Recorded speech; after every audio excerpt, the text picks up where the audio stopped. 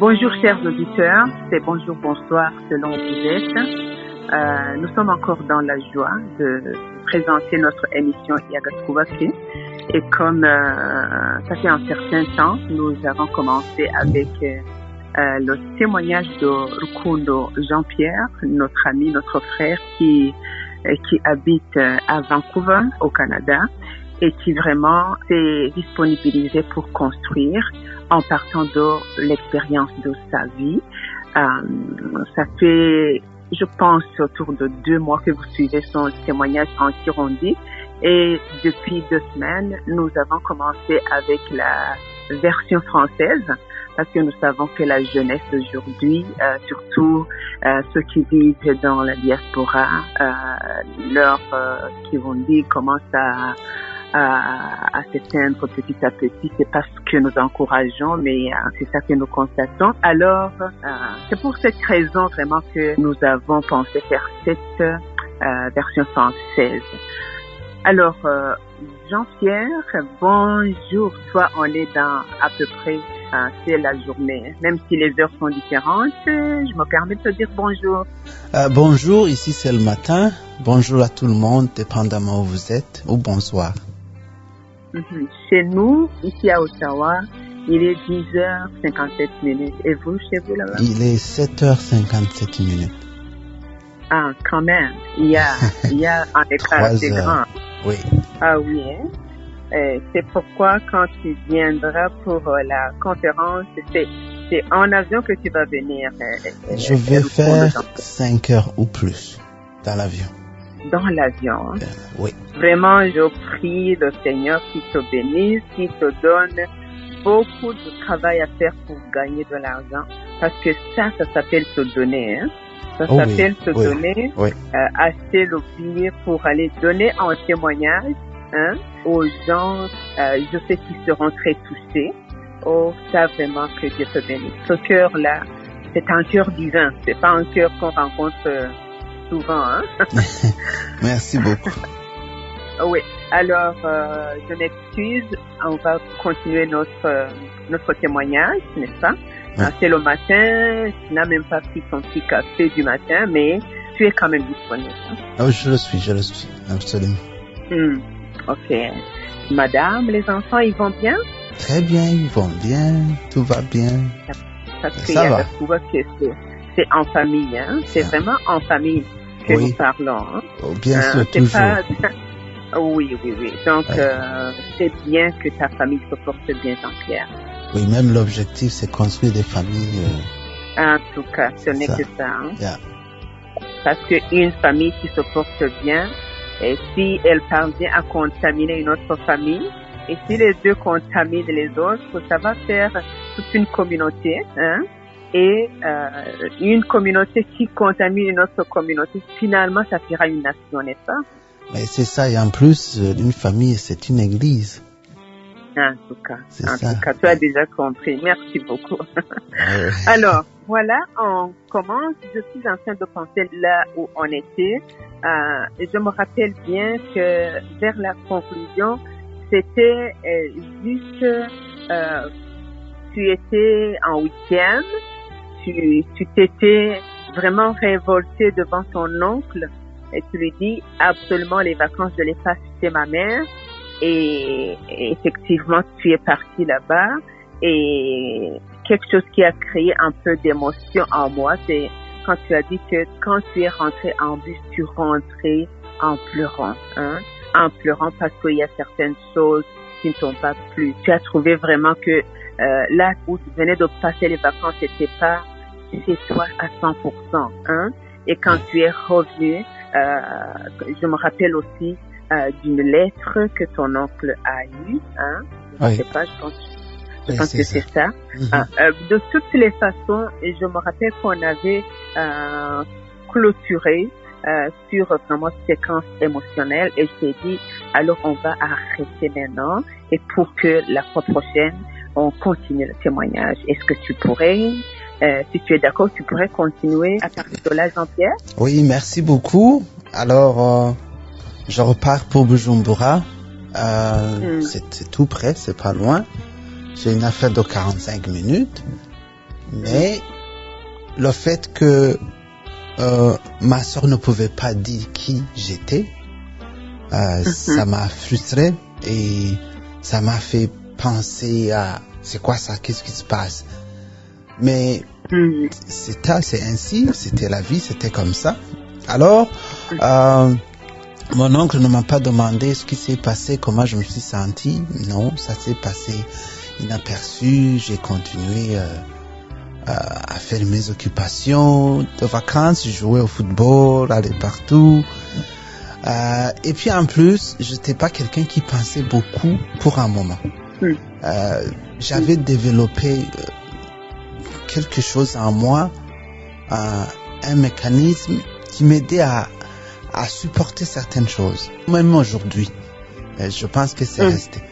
Je ne pense pas à beaucoup de choses qui peuvent me faire retourner en arrière. J'essaie de laisser des choses qui ne me plaisent pas ici et avancer. Alors, ça c'est important. Hein? Oui, c'est ça parce que il y avait tant de mots, il y avait tant de choses. Si j'allais considérer ça comme personnel, j'aurais craqué. De toute façon, ça c'était clair. Alors, est-ce que tu peux Jean-Pierre, moi je voudrais que là, on s'arrête un peu pour parler aux auditeurs, parce que c'est très très important ta décision quand tu dis je ne donne pas du temps aux choses qui veulent m'arrêter, hein, ou qui veulent me bloquer, hein, ou qui veulent que je retourne en arrière, hein, et je donne du temps aux choses qui me permettent d'avancer. Parce que justement, c'est ça qui bloque les autres. Hein? Je te donne un exemple, certains exemples. Je suis à l'école. Quand j'étais à l'école primaire, les enfants ne savent pas ce qui se passe. Et on te dit, ton père est handicapé. Et on rit de toi. On se moque de toi. On se moque de toi. Et à un certain moment, je dis, oui, c'est mon père. Mais je sais que oui, c'est mon père qui m'élève, mais c'est mon oncle. À un certain moment, il fallait dire, oui, c'est mon père. Ou bien, il y a des gens qui doutaient de moi. On m'a dit, on t'a adopté de quelque part, on t'a trouvé dans la rue parce que, tu sais, on jetait les enfants dans la rue, dans les poubelles. Parce qu'ils savaient que mon oncle ne pouvait pas avoir d'enfant. Alors, il y avait tant de choses qui venaient vers moi. Tant de questionnements. Hein? Tant de questionnements pour tout le monde. Et ce n'est même pas positif. C'était très négatif. Et je comprends. Ils ne savaient pas. Les gens ne savaient pas. Alors, c'est tout ça. Alors, si j'allais dans ma chambre pleurer, pleurnicher, tu comprends que c'était pas quelque chose de fameux pour continuer de bien vivre. On essaie de bien vivre malgré tout. Alors, on avait parlé de la lettre. C'est ça, mon oncle a eu ça et puis il m'a appelé dans sa chambre, il m'a parlé de la lettre et il m'a demandé si ça me faisait mal. Je dis oui, ça me fait mal parce que vous tous, vous vous êtes tus. Je suis là comme un arbre qui sait même pas comment il a poussé. Et je ne sais pas qui est mon père. J'ai vu ma mère, oui, je la connaissais. Mais ça ne me plaît pas. Elle n'a pas été ta mère. Elle ne t'a pas montré que vraiment c'est son fils bien-aimé. Oui, je comprends. Mère biologique, disons ça. Parce que elle est ma mère de toute façon, je peux pas changer ça. Et ça. Puis il m'a demandé si ça me faisait mal. Je dis ça me fait trop mal, mais j'essaie de me contenir. Mais réellement, ça me fait mal, ça me fait penser à beaucoup de choses. Lui, il m'a dit alors ne t'en fais pas. Un jour, on va trouver une solution. On va peut-être retrouver ton père, peut-être. Mais faisons un contrat. Dans ce sens, il m'a dit, faut pas aller chercher ces choses-là, ce qui te tourmente maintenant, parce qu'il faut aller à l'école, il faut se concentrer sur l'école. Parce que c'est ça qui va te délivrer de tout ça. Il faut que tu aies une vie bien remplie. Alors, il faut s'y mettre. Mais franchement, il était un bon père. Hein? Oui. Il était un bon père. Mais franchement, oui, je m'y mettais, ça allait bien. Mais je voyais des familles qui ont des enfants quand on visitait certaines familles et je rentrais souvent, je disais, si moi aussi j'étais comme ça. Mais je reconnaissais toujours sa façon de faire les choses. Alors il m'a dit, quand tu seras en première, là, tu seras un adulte, tu vas faire tout ce que tu veux. Mais maintenant, on va te prendre, on va t'amener quelque part où tu connais pas. Tu vas être dans un environnement que tu connais pas si ton père venait te prendre. Et ça sera très compliqué. Mais laissez des choses comme ça d'abord. Alors je dis ok. Et là, on a continué la vie. Je jouais beaucoup au foot. Et puis on m'a même déplacé pour aller étudier à l'intérieur pour que je puisse me concentrer. C'est là où ma tante, qui était une sœur, les sœurs de l'église. Oui. Alors, elle avait des connexions dans des petits séminaires, ça c'est normal. Alors, elle m'a envoyé là-bas et j'ai fait les années là-bas pour que je puisse me concentrer.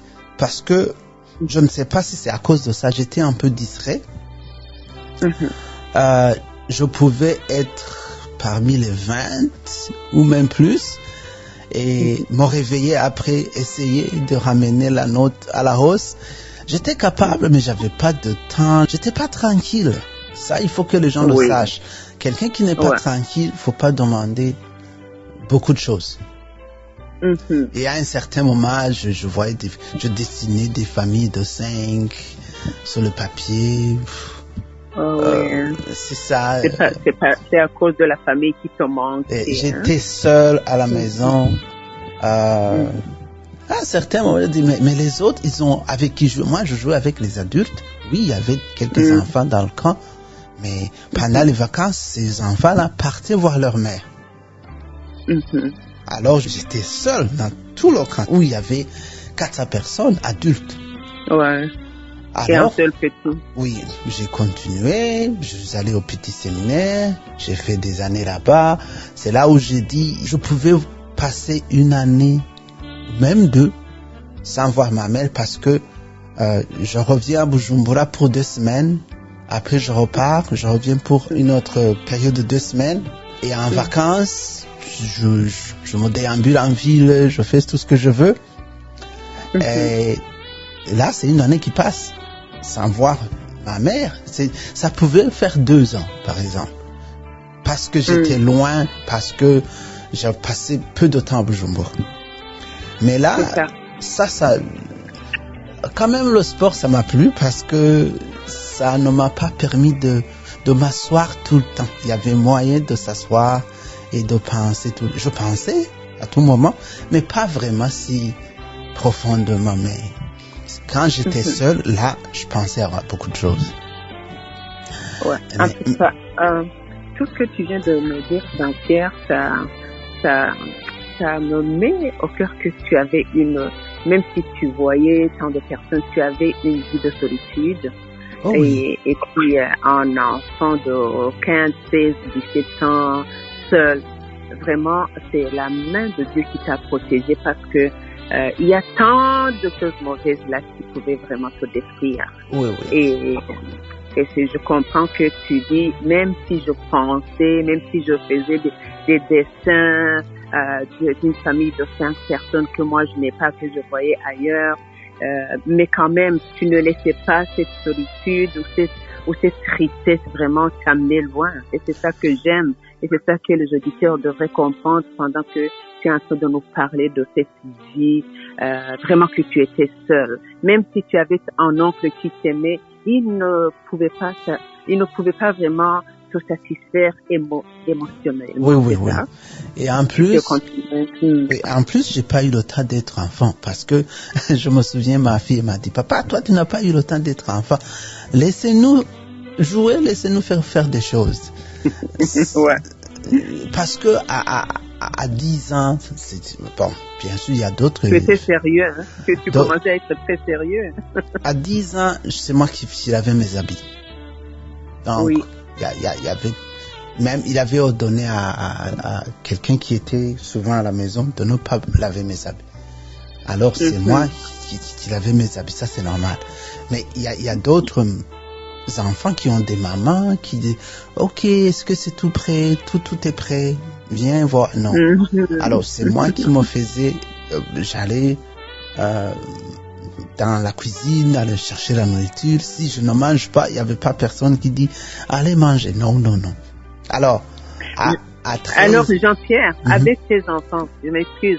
Oui. Avec tes enfants, est-ce que de temps en temps, il n'y a pas une certaine incompréhension vu que eux, tes enfants, à cet âge-là, eux, ils te disent, papa, laisse-nous être enfants, laisse-nous jouer comme des enfants. Est-ce que toi, à ce moment-là, tu ne jouais pas? 100%. Il y a des choses qui arrivent, alors c'est eux-mêmes qui me rappellent, ils disent, hey, papa, il faut pas. Parce que parfois, ils se chamaillent, sa sœur et la sœur et le frère, ça, je comprends pas. Et ensuite, qu'est-ce qui se passe? Pourquoi? Pour faire quoi? Et là, je dis, non, c'est notre affaire, on va régler ça. Et alors, je dis, non, toi, tu fais ça. Ça m'énerve même. Ça m'énerve. Ouais, c'est parce que c'est quelque chose que tu n'as pas vécu, toi, que tu n'as pas connu. Oui, et puis... Et pourtant, quand ils te le demandent, ils ont raison. Non, ils ont raison. J'essaye de comprendre. Ou bien, si je leur dis, vous faites ceci. Si c'est pas fait, je dis, qu'est-ce qui se passe? Parce que moi, si c'était pas fait, qui autre aurait pu faire ça? Alors, je dis, allez, il faut laver la vaisselle à telle heure. Si je reviens, c'est pas fait, je me dis, qu'est-ce qui se passe? Alors, à un certain moment, il faut que je me contienne. Oui. Heureusement qu'il y a madame, qu'il y a ton épouse qui te connaît, qui vraiment sait ce que tu as traversé. Et je ne doute pas que c'est une dame qui a toujours son sixième sens. Oui, et pour essayer d'être entre vous, ne pas se contredire en présence des enfants, mais essayer d'équilibrer la situation, n'est-ce pas? Oui, par exemple, moi, je suis contre, je ne bats pas les enfants, il n'y a pas de pensée. Mais quand je parle, il m'a même dit, on préfère si tu nous tapais, c'est fini. Parce que là, je parle 10 minutes, je leur explique, mais je donne ce que j'ai reçu, c'est comme ça. Et même, jamais la main sur eux. Il y a quand même des comportements que j'ai qui montrent que je suis un peu un militaire aussi, dans ma tête. Et tu penses que c'est bien pour tes enfants ou c'est quelque chose à corriger? Ce que moi je vois pour le moment, moi je pense que c'est bien parce que ça leur aide à s'organiser et à aller sur le temps, donc considérer le temps. Quelquefois, je suis pas rigoureux, mais je veux que je suis quelqu'un qui dit, si on a fait un compromis sur quelque chose, on ne change pas. Ouais, ok, là, je pense que c'est positif. C'est positif et surtout que je suis sûre que ton épouse n'est pas comme toi. Donc, les enfants trouvent de l'équilibre, trouvent de l'équilibre si papa est assez rigoureux ou assez très sérieux. Et ils vont s'enfuir de temps en temps de leur maman.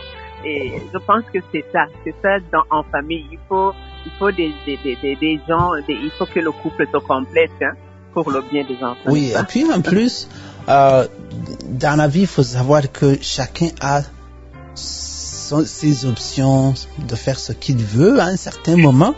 Mais je suis tellement à un certain moment, c'est rigide parce que c'est comme ça. Parce que je suis grandi, comme on dit, c'est comme ça. Et à un certain moment, accepter les choses. Je te donne une minute parce que l'horloge a sonné, j'ai entendu. Tu dis quelque chose pour clôturer et moi je vais clôturer parce que on ne va pas quand même fatiguer nos auditeurs. On continuera la fois prochaine. Oui, c'est ça. Alors, dans mes comportements, c'est ça. Et après, j'ai continué mes études comme j'ai dit. On avait un contrat qui était là. Et tout était calme. et on va le dire la fois prochaine. La fois prochaine. Il avait fait un accident auparavant qui a fait que je suis allé vivre à l'extérieur du camp. Je pense qu'il faut que je parle de cette séquence parce que ça m'a montré clairement qui j'étais par rapport à tout le monde. À lui. À tout le monde. C'est là où avant j'habitais au camp, j'étais protégé par cette clôture du camp que personne ne pouvait pas franchir. Alors là, je suis allé vivre dans la société comme tout le monde, là où on parlait réellement de moi, où je voyais des choses un peu plus bizarres.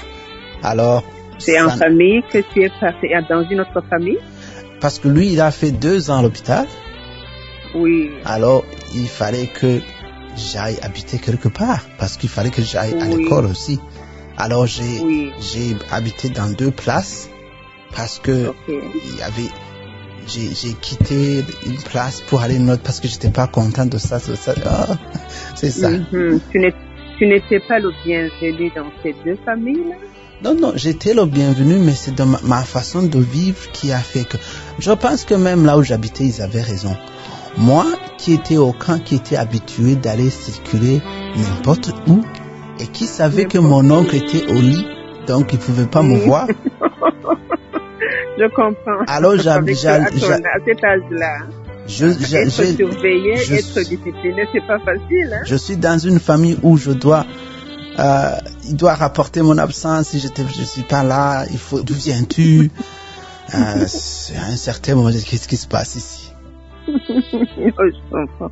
Oh, d'accord. Oh, Jean-Pierre, c'est vraiment très passionnant ton témoignage là. Alors, voilà, on va clôturer par ici aujourd'hui. Donc, comme tu dis, c'est vraiment très important. Tu nous diras la fois prochaine ces 2 ans vraiment que tu as passé ailleurs que le camp, hein, là où tu étais protégé par les 4000 dans le camp militaire, hein, où tu faisais, j'allais dire un peu du n'importe quoi pour dire que tu étais libre parce que ton oncle, il était tout le temps au lit, il ne voyait pas ce que tu faisais à l'extérieur, hein, mais voilà, tu vas dans dans 2 familles là, avec la discipline, avec la rigueur, hein. Là, tu nous en parleras la fois prochaine. Hein? Merci beaucoup. Avec de petites bêtises là que les adolescents commettent. Oui. Alors, on te remercie Jean-Pierre pour ton témoignage qui continue. Je pense que c'est quelque chose qui continue à parler aux gens. Et je rappelle aux auditeurs que vraiment Jean-Pierre, depuis qu'on a commencé, on s'est connus, on ne s'est pas encore vu, Jean-Pierre. Je le verrai en été le 29 juillet quand il viendra faire le témoignage dans la conférence où nous allons bientôt t'envoyer l'invitation, Jean-Pierre. Merci et là, beaucoup. vraiment, je sais que les gens seront très, très contents, très heureux de t'écouter. Alors, merci infiniment de ce temps que tu donnes. Et je pense que s'il y a 1 ou 2 familles qui sont édifiées par ces paroles, ce témoignage que tu donnes, là, vraiment, ta récompense sera grande au ciel. Je te souhaite d'arriver au ciel. Amen. Merci. Alors, merci infiniment. À la fois prochaine. Merci beaucoup.